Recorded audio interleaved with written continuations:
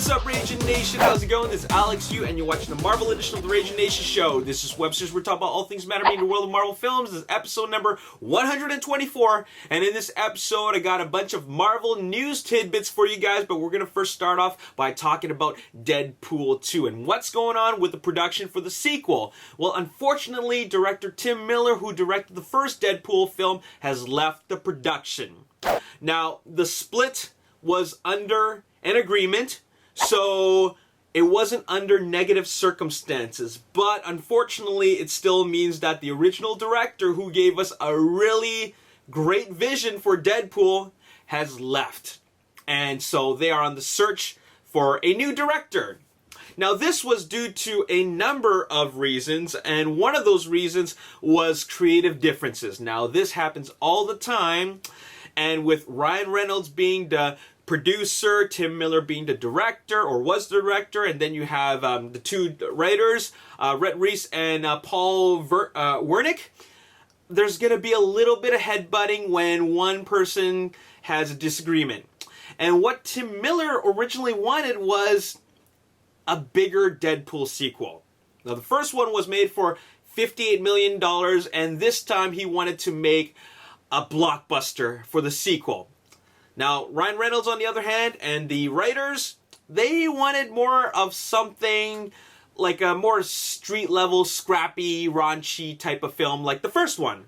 So, of course, the heads are going to butt, and, I mean, they're going to butt heads, rather, and so that's why they're no longer working together. And that's pretty unfortunate, but bigger is not always better.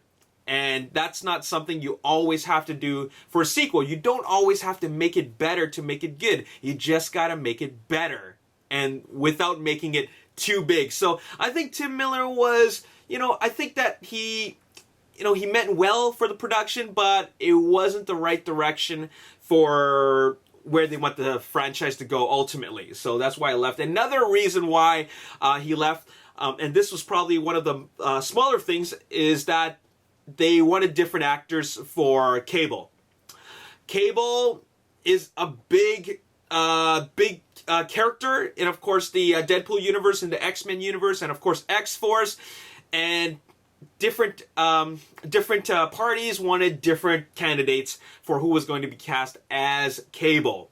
So, unfortunately, they couldn't agree on something, so that is also one of the reasons why Tim Miller left. And just like I said before, he didn't leave under negative circumstances. It was just at the end of all of this, it was just a better fit to find another director. And that is the big question right now. Who is going to be directing Deadpool 2? And I have a couple of candidates, actually two on my mind. And the first one was Edgar Wright. The second one is Matthew Vaughn. Now, when I was picking my directors, I was looking for directors who have experience in comic book films and also R-rated films, specifically R-rated comedies. And when you have someone that has done those films, then I think they would make prime candidates for a Deadpool sequel. So Edgar Wright, of course, he directed like Shaun of the Dead, Scott Pilgrim vs. the World, and he almost directed Ant-Man. And then there's Matthew Vaughn, who directed Kingsman, and also Kick-Ass, which are great films. So I think they would be the perfect director for Deadpool. They're still looking for a director right now, and there's even a petition for Quentin Tarantino to direct Deadpool 2. As much as I would love to see it happen, that's not going to happen. And it ain't because of the lack of signatures. It's just because that's not the type of film Quentin Tarantino would want to make. He did say that he only wants to make 2 more films before he ends his career, and one of which is going to end up being another Western. And the other film is going to be a bunch of one of a bunch of other films. Superhero film or comic book film is not in that list. So that ain't happening. And as much as I would love to see it, I just do not think that it is ever going to happen. And as a matter of fact, I would rather see Quentin Tarantino work on something else. So that is what is happening with the Deadpool sequel. Now, speaking of 20th Century Fox, there is another R-rated film in the X-Men universe that is coming soon, and that is Logan. And I'm pretty sure you guys have now seen the first trailer number 1. And it's a bit of like a teaser trailer because it really doesn't show a whole lot. It's just kind of like a collage of scenes with some music. I think it was like a Johnny Cash song, Hurt.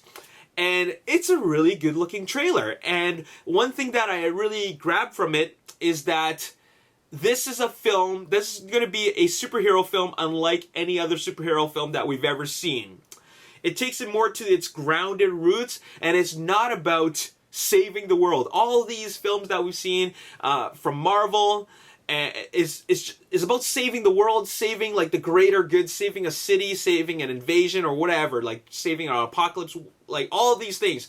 This is just more about keeping it right down to basics, and that is mutants are being hunted down. It's the year 2024, and Wolverine and Professor X are going to see each other for the very last time ever, which is kind of sad, but at least they're introducing Laura Kinney, X-23.